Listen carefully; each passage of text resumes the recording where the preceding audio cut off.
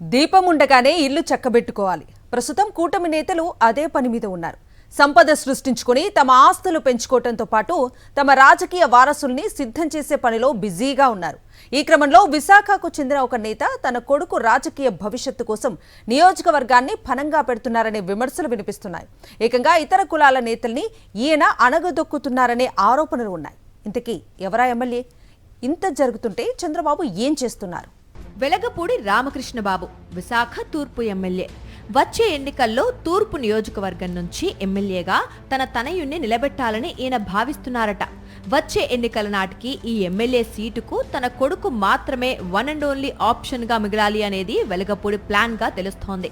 అందుకే నియోజకవర్గంలో ద్వితీయ శ్రేణి నాయకత్వాన్ని ఎదగనీయకుండా వ్యూహాత్మకంగా పావులు కదుపుతున్నారట వెలగపూడి.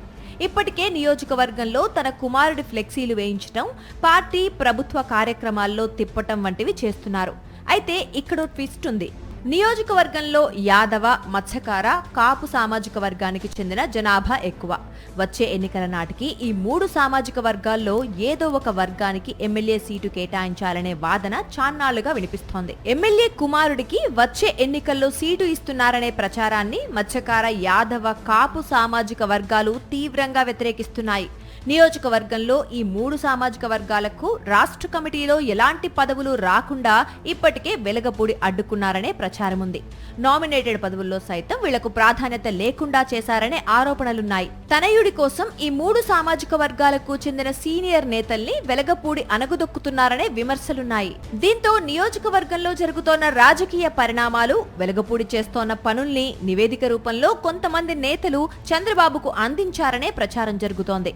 దీంతో చంద్రబాబు వెలగపూడిని గట్టిగా హెచ్చరించినట్లు తెలుస్తోంది. కొడుకు కోసం బలమైన సామాజిక వర్గాల్ని దూరం చేసుకుంటున్నారని, ఆ నివేదికలన్నీ తన వద్ద ఉన్నాయంటూ చంద్రబాబు వెలగపూడి వద్ద ప్రస్తావించినట్లు తెలుస్తోంది. నియోజకవర్గంలో ఇప్పటికే వెలగపూడిపై అక్కడక్కడ అసంతృప్తి కనిపిస్తోందంటున్నారు. నాయకుడు చెబితే వినే పరిస్థితి క్యాడర్లో లేదంటున్నారు కొంతమంది. చాప కింద నీరులా చుట్టేస్తోన్న ఈ అసమ్మతి ఏదో ఒక రోజు పార్టీని ముంచేస్తుందని అంటున్నారు విశాఖ ఈస్ట్ ప్రజలు. మరిన్ని అప్డేట్స్ కోసం ఛానల్ ను సబ్స్క్రైబ్ చేయండి. నోటిఫికేషన్స్ కోసం బెల్ ఐకాన్ పై క్లిక్ చేయండి.